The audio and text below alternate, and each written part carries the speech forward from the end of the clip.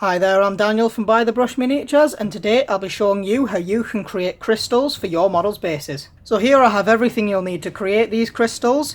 You'll need an empty sprue just like this one I've got here, some clippers and a knife.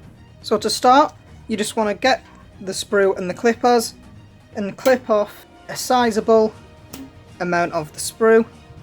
And clip off more than you think you'll need, just because we're going to be clipping off more as the video goes on. And just to get the crystalline shape, take the clippers to each corner and just clip off corners like that.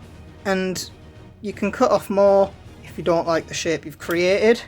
And once you have something kind of like what you want to create, just like this here, you can take your knife and just shave off small bits just to create a sharper point at the end of the crystal. The end result should look something like this, and for the base, if you want it at a slight angle, you can just clip off a little bit to angle it like so.